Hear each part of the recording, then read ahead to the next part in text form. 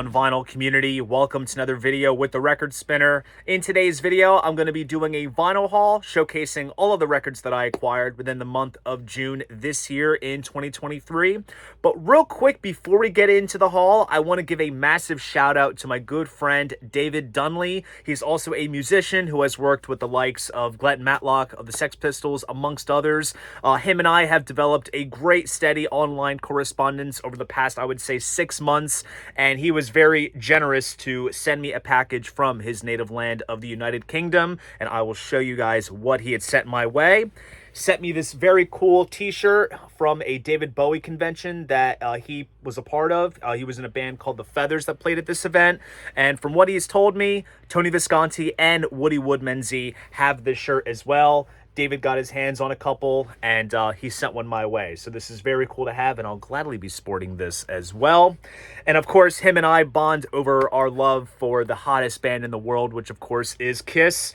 And he sent me a UK 12-inch picture disc single for Crazy Crazy Nights, which is very awesome. Features the single artwork, which is basically the same as the album artwork on the front. And the back features the cover photo for the Exposed video, which is pretty cool. And he also sent me a 7-inch, one that he was a huge part of, called The Venus Reaction Crashing Up. This is actually available on Bandcamp, and it's only available on vinyl, so I do highly suggest that you check this out for yourself. It does come pressed on clear vinyl. There's also a download code inside, and along with everything else, he also wrote me, I'm covering the address, a very nice handwritten letter as well. So thank you very much, David, for sending this, all of this my way, and I'm going to have a lot of fun playing the vinyl on the turntable. So thank you very much. Now let's get into the haul, and this month was a killer month for vinyl finds. We got some Pink Floyd, we got some Kiss, some Alice Cooper, Queen, and much, much more. It's about to go deep, so without further ado, sit back, relax, and enjoy the latest finds. Alright guys, so we are going to be kicking this haul off with a heavy dosage of Pink Floyd and Pink Floyd related type material. The first one up is a brand new release that just came out earlier this month. A little bit of I guess, a controversial figure depending on which way you look at it, but there's no doubt in my mind that the man made great music and he puts on a hell of a show. And the guy I'm talking about is of course Mr. Roger Waters, and this is his newest release called The Lockdown Sessions. So this is a collection of recordings that Roger and his band had worked on during the COVID-19 lockdown, which was crazy enough 3 years ago. My God, it seems like a former era at this point. But basically, they took the songs that they performed as encores during the Us and Them tour, which was the tour that I'd seen him on, and they just did great little stripped down renditions of them, full band and just kind of more stripped back. So you get things like Mother, Vera, and Bring the Boys Back Home from The Wall, Two Suns in the Sunset, and The Gunner's Dream from The Final Cut, The Bravery of Being Out of Range, that's off of his Amused to Death album, as well as the 2022 version of Comfortably Numb, which is the rendition that opens up the show on his This Is Not a Drill tour, which unfortunately I did not see, but it's a very cool, subdued, just kind of eerie, moody type version, which is pretty cool. So overall, as you can tell, black and white color aesthetic. There's Roger at the piano. Gatefold has all the various screenshots of all of his band members as they went about putting this album together. And there's also a printed inner sleeve in here with all the lyrics, as well as some liner notes, kind of giving the backstory behind this project. And honestly, I really enjoy these arrangements, whether they're stripped back or a full band. You know, it's a very intimate kind of recording, and like Roger Waters isn't like pushing to use his upper register. It's a bit more of a gravelly, subdued type voice, which, you know, I guess given his age, it kind of works well for him. But this was very enjoyable, and I kind of hope that maybe there's a Lockdown Sessions 2 release down the line. We shall see, but very, very enjoyable little EP from Roger. Keeping it in Waters territory, the rest of what I'm going to be showing are some legal bootleg type releases.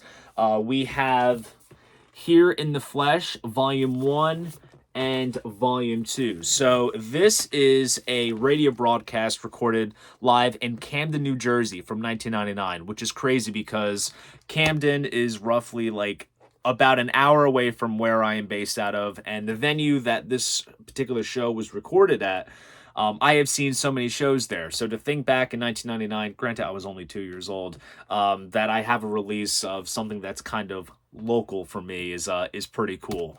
But in 1999, he was on his In the Flesh tour. So of course he does a lot of the old Floyd stuff, and he also does some of his solo stuff too, and heavy smattering of things off the Final Cut and this and that. If you're a Roger Waters fan, you're getting what Roger Waters does. But the show is spread across 2 volumes, 4 LPs altogether. The artwork is pretty much identical to, you know, everything. You kind of have the sort of handwritten font that's kind of similar to the wall. You got the man himself and the gatefold, heavyweight black vinyl. You can't go wrong. But 4 LPs is a hefty meal, so I got to square out some time to listen to this one. But I'll tell you right now, I'm probably going to need more time to square out this next group of releases. So we're venturing out of Waters territory. We're going to go into some true Pink Floyd territory. And this is another series of legal bootleg releases of a relatively well-known show if you are a Pink Floyd bootleg aficionado. And as you know, with time, whether it's the BBC recordings or various soundboard recordings, they kind of become part of public domain, and various labels and companies will just license them and put them out. It's kind of a shame that the band's not really doing anything about this, because they could do a pretty decent package. But I went ahead and picked up the 3-part series that is The Heart of the Sun Live at the Fillmore West 1970 volumes 1, 2, and 3. And I gotta tell you, while in this time frame, you know, they're doing, of course, Careful With That Axe, Eugene, Set the Controls, Saucer Full of Secrets, Interstellar Overdrive. I think what makes this set rather unique is the other material that they were doing at the time as well, because they open up with Grantchester Meadows off of Amagama, they go into Astronomy Domini, Cymbeline, there's an early version of Atom Heart Mother back when it was called The Amazing Pudding, and then they go into things like Embryo and Green is the Color, and of course the other aforementioned songs that I've mentioned. But this is a 3-parter type release. I remember there was a bootleg box set of this show spread across, I think it was 3 or 4 LPs. It had to have been 3 LPs. And it was going for like $100+. I could have had an opportunity to get it, but I just passed on it. But needless to say, I ended up paying a major fraction for these releases as opposed to me getting a full-on true bootleg type product. But yeah, just the fact that it has that little barcode and it's just now part of public domain, it's kind of up for grabs. And this is a phenomenal broadcast soundboard recording, so if you see this out in the wild, definitely check it out. I would say in terms of early live Pink Floyd, this is an absolutely essential piece.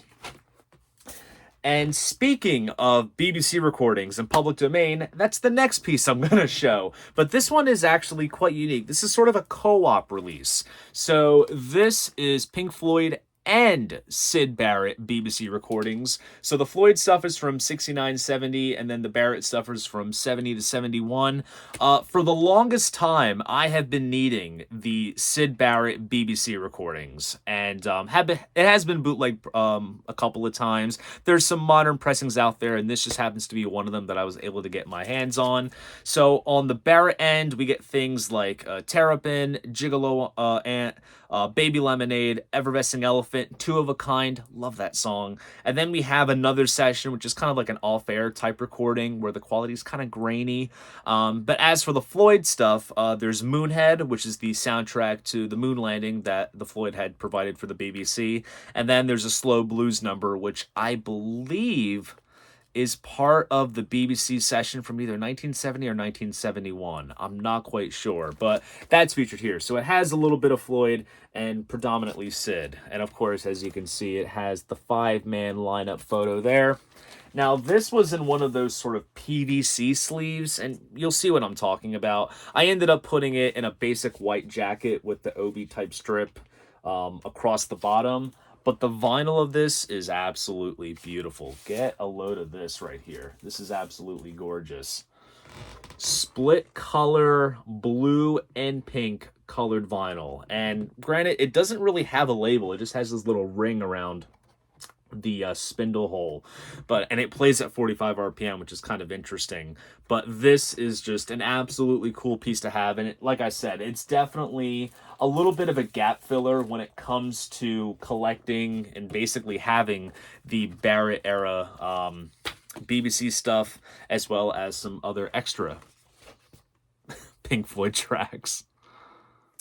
All right, guys, you wanted the best, you got the best. You can only assume what band I'm going to be talking about next, and it's, of course, my favorite band of all time, the hottest band in the world, and that is Kiss. And this album of theirs, Alive 3, just recently celebrated a 30th anniversary, and I did a whole video analyzing this entire album and the backstory behind it if you want to peel back and check that out. And, of course, because it is an anniversary, Kiss Online pulled out the stops and did some colored vinyl pressings, as well as picture discs and whole other bits of merchandise. And of course, I got my hands on the colored vinyl press, which was limited to 2,500 copies and sold out within a day, which is insane. But this right here is not just a standard repress of the 2014 reissue that came out some time ago. There are some nice flourishes and touches to this new edition. As you can see, there is a little bit of a spot varnish finish to the cover here, where you can see the text is glossy, which is very nice. Back cover is nice, rich, and vibrant. Of course, the gatefold is replicated here with the family tree and the liner notes and collage of photos and tour programs.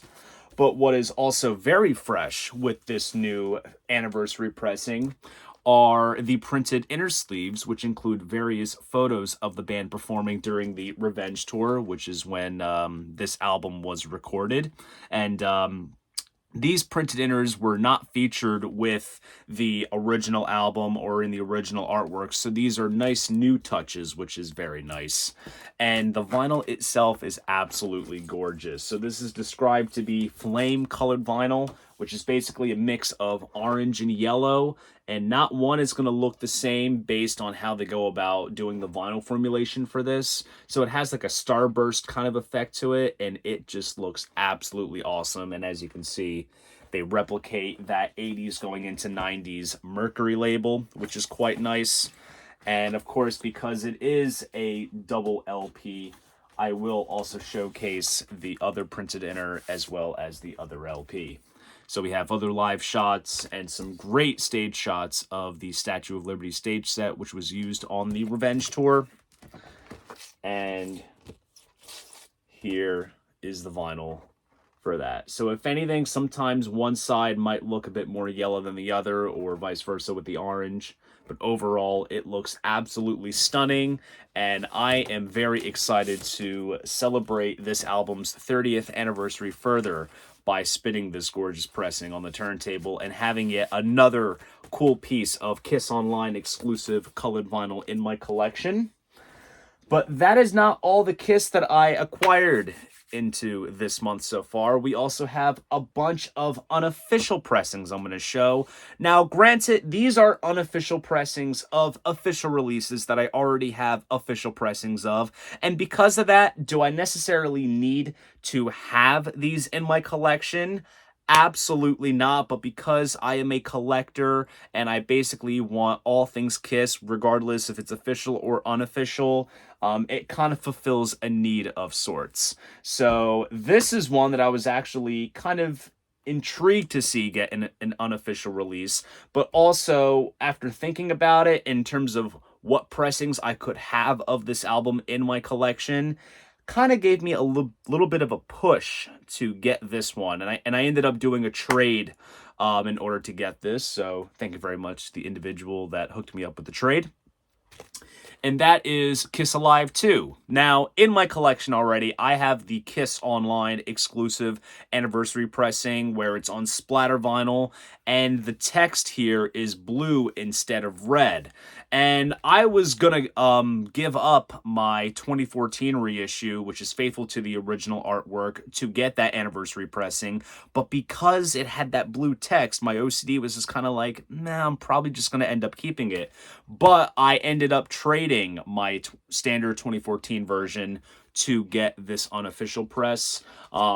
As you can tell, maybe with the nature of these kind of unofficial releases, artwork is a little bit on the grainy side, and it's just a single pocket jacket, so there's no gatefold. I did happen to have an extra Evolution of Kiss booklet lying around, so I did include that with this copy.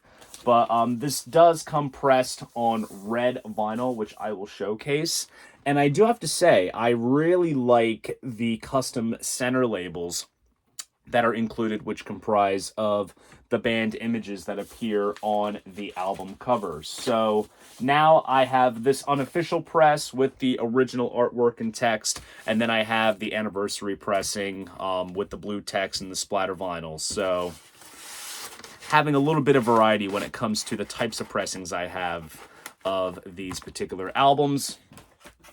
And then moving on further, we have a compilation, of course, which is Kiss Killers. I already have the 2 LP German half-speed master version, which is absolutely phenomenal. But I figured just to have a basic single LP version, coincidentally the same track list as that German pressing, I figured it would just fulfill a need to just pull out a single LP version if I want to just, you know, flip the record over once instead of doing it multiple times. But the artwork is a little bit better on this version here, and of course you see there's the German logo, and the text is a little hard to read here on the back. And there's also this printed glossy inner sleeve, which kind of, I don't know, it's weird the way that it's laid out. You have Paul on this side, and then you have like a little bit of Peter, half of Ace, and Gene on the other. But this comes pressed on sort of, I guess you could say, sort of salmon colored vinyl, which is quite intriguing, and also a nice custom label too. It's not the Casablanca Record and Filmworks label. It kind of mocks up the back cover with the triangle and stripe design there, which is quite nice.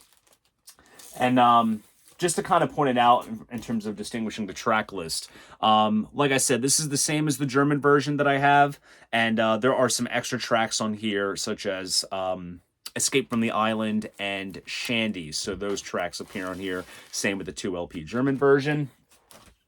Continuing on into 80s territory, basically in a succession in terms of when these albums came out. Next up, we have 1982's Creatures of the Night. This right here, I think the colors are a little bit more on the brighter side in terms of this unofficial version.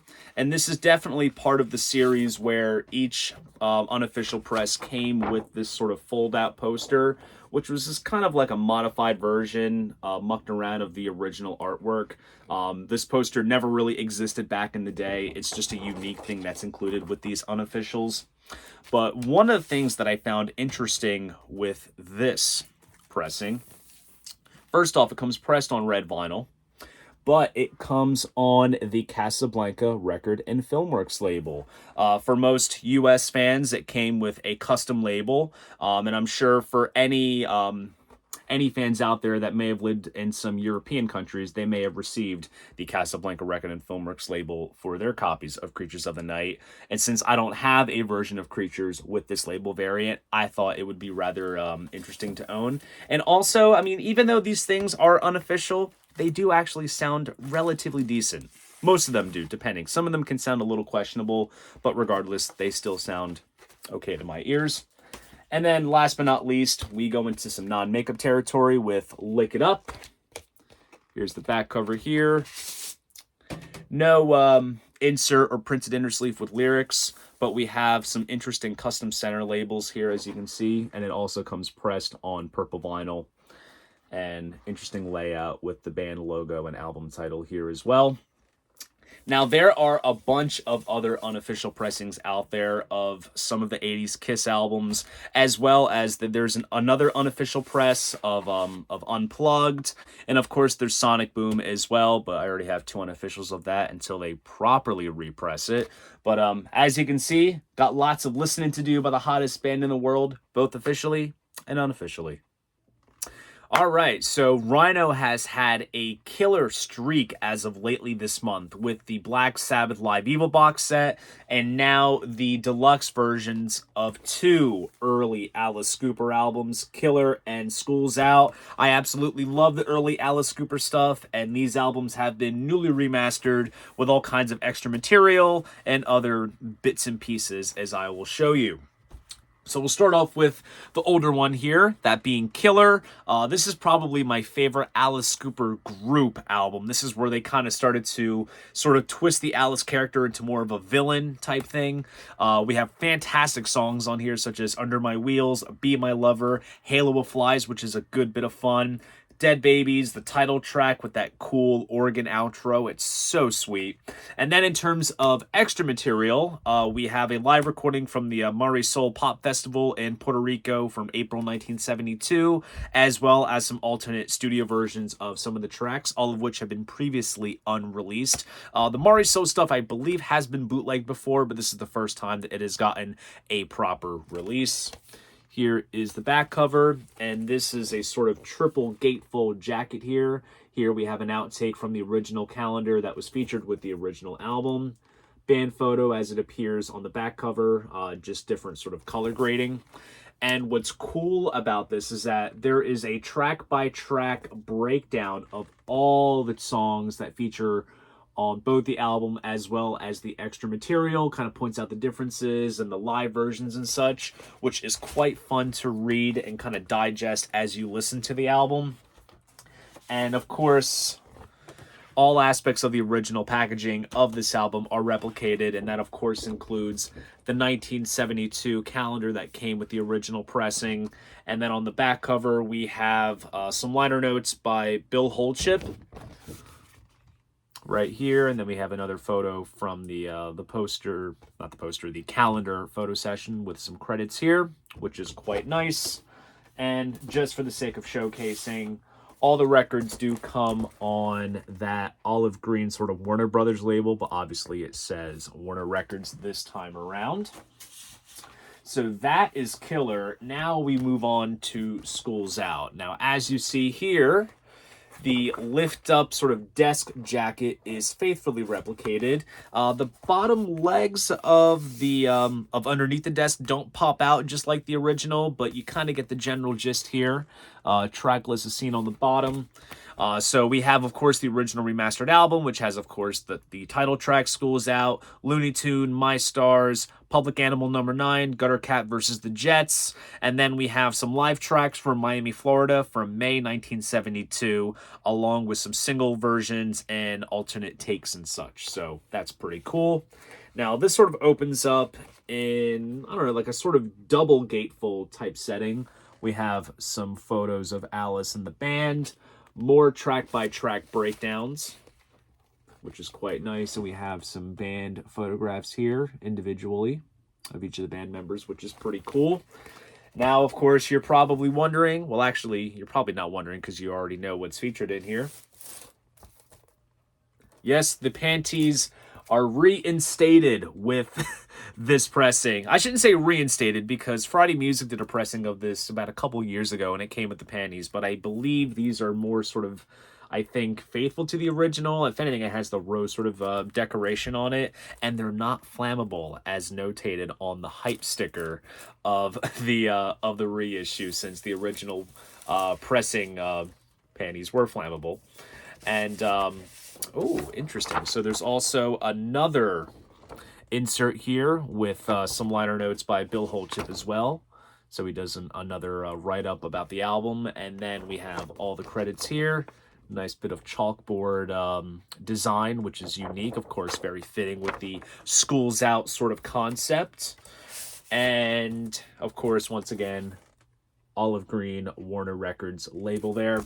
So I am very excited to not only revisit these two classic Alice Cooper albums, but to actually dig into some of the extra live and studio material and hear the rawness of this great band. It's such good stuff, and who's to say they'll roll out an anniversary pressing for Billion Dollar Babies? We shall see. Fingers crossed, but until then, these are going to get plenty of spinning action on the turntable. Okay, so I have been on a massive Queen kick as of lately this month, and this particular show of theirs just was given a full-fledged, uncut, unedited release, albeit an unofficial legal bootleg, and I already had a sort of condensed version of it already on vinyl, but this was an opportunity to have the full show in my collection, and the one that I am talking about is Tokyo 1985 Volumes 1 and Volume 2. So this particular show took place during the Works Tour from 1985. It was filmed for a VHS video release, and it was also broadcasted on radio. So this is basically just the audio from that. It is a full show from the Works Tour. And honestly, the set list for this show is pretty solid, because while they do go into some modern territory with tracks off of the Works, such as Tear It Up, and It's a Hard Life, Radio Gaga, and Hammer to Fall, they also really dip into their past with Killer Queen, Seven Seas of Rye, Keep Yourself Alive, and Liar. They do that whole kind of oldies sort of medley, which is honestly really solid.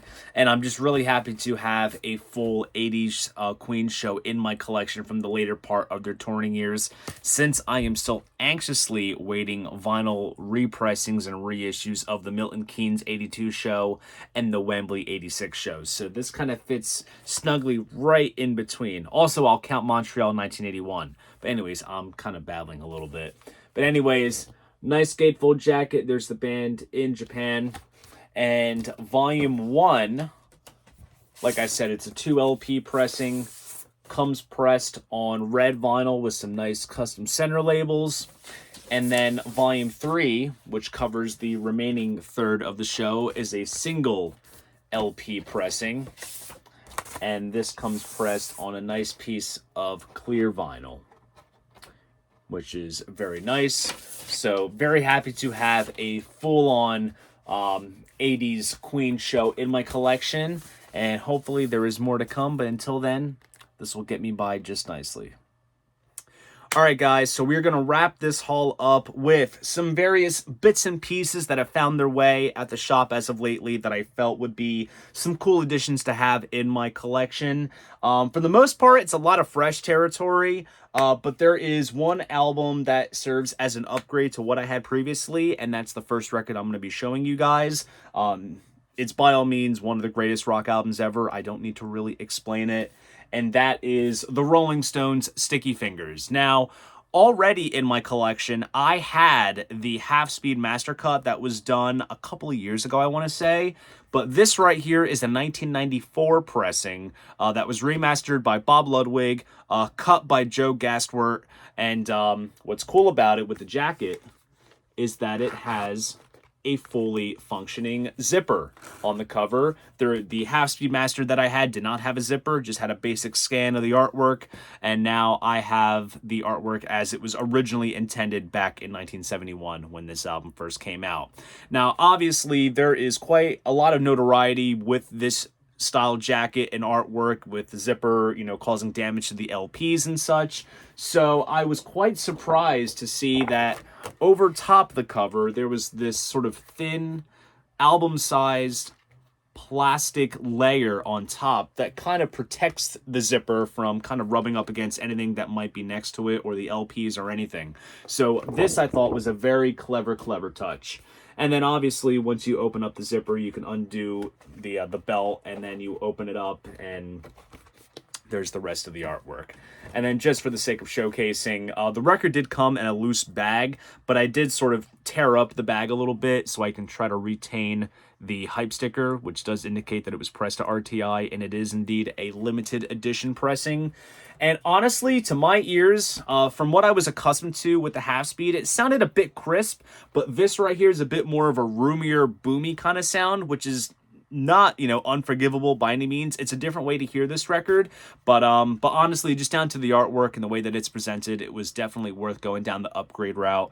And who knows, maybe I'll encounter the half speed once again just to have for comparison purposes. We'll see. But this right here is going to get me by.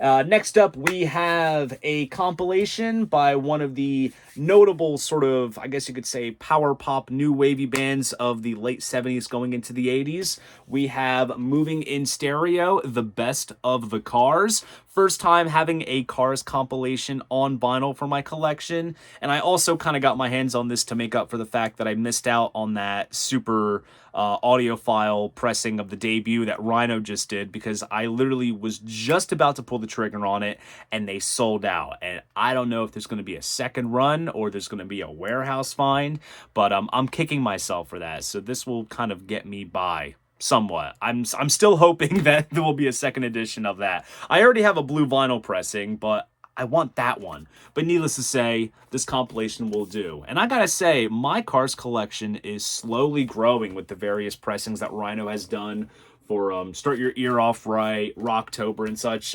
They've done Panorama and Shake It Up and a couple of others. And so I've been getting those as they come out and beefing up my Cars collection. But like I said, first time having a compilation on vinyl. So I figured that I would get this. This came out back in 2016, and at this point, given Benjamin Orr and Rick Ocasek's passing, this is definitely the most comprehensive, I would say, in terms of their entire career. So very happy to get my hands on this. Then we move on to a band that actually just released a new album this month, and they are still waving the flag high despite the unfortunate loss of their drummer Taylor Hawkins. I just spoiled the band right then and there. I'm talking about the Foo Fighters, of course, featuring Dave Grohl of Nirvana. And honestly, when you think about it, he was the best thing to come out of Nirvana because he went on to do the Foo Fighters. There's an unpopular argument that maybe some of you out there will agree with. But anyways, Color in the Shape. This is a Foo Fighters album that I've been wanting to get my hands on for a long time. And that's just down to the fact that it does feature a lot of Foo Fighters tunes that I recognize right off the bat, such as Monkey Wrench, My Hero, and Everlong. The Foo Fighters are a band that, like, I always grew up sort of listening to on rock radio as a kid. And when I listened to the greatest hits, I was like, oh my gosh, I know all of these songs. So now, in retrospect, I'm going backwards and checking out the full-length albums, and I'm slowly building my collection of that. It's very feeble right now, but I figured getting my hands on this would sort of set me off to the races, so we'll see what I get my hands on going into the future, but very happy to get the Color in the Shape. And then we go into some late 90s sort of new metal territory with a band that I am honestly shocked I do not have all their records of. And that's crazy given how inexpensive they are and they are still readily available. But it's just one of those things where I'm just slowly getting around to it. And you know what? Maybe the fact that now I have 3 of their 5 albums, I'll just pull the trigger and get the rest of them in one go. We'll see what happens. But anyways, I did get my hands on the debut album of System of a Down. Absolutely love this band. Great metal band. Very quirky, but very just enjoyable sounding. On this one, Sugar is on here, as well as Spiders and a few others. So very happy to slowly beef up and round off my System of a Down collection. I gotta get Steal This album and one of the other 2. There's Mesmerize and Hypnotize. I have one of those already. I gotta get the other one. And of course I have Toxicity because that's essential. So got my hands on that. Here is a 90s grunge staple. Honestly, I'm shocked I did not get my hands on this sooner. And when you see this, you're probably gonna be like, Dylan, where the hell have you been? But right place, right time. It made its way in the shop, and I figured, okay, I might as well. I am talking about Pearl Jam 10. And this right here is the 2 LP version that came out in 2009. The main LP takes up 1 LP, and then you get some newer mixes that were done by Brendan O'Brien on the 2nd LP. And of course, on this record, Even Flow, Jeremy, Alive, all good stuff. So really excited to dive my way into Pearl Jam. And I gotta say, like, I enjoy what I hear bits and pieces wise of Pearl Jam, but I've never, like, seeked out any albums. So I figured, if anything, this is definitely the one to go. And there's also some cool gatefold artwork as well, which is very nice. And the last record I'll show is actually my good friend Chelsea's one of her favorite bands. She's actually kind of the one that got me more into them. And out of their discography, there's only a handful of albums that I'll really check out. I already have one of them already, but this is the other one that I really wanted to check out. And that is Morning View by Incubus. And the song that is quite notable on here is Wish You Were Here. And I'm sure once I listen to this, I'm sure I'll probably recognize other tunes of theirs. But made its way in, and I was like, you know what? This is a calling card. I must get my hands on this. So between this and the other Incubus album that I have, I'm pretty much all set to go with these guys, and I'm very happy to get my hands on this particular album to add to my collection. So there you guys go. That is my vinyl haul of all the records that I acquired within the month of June this year in 2023. If you enjoyed this video, please go ahead, give it a like, and subscribe to the channel. See you guys in the next video, and most importantly, keep the records spinning.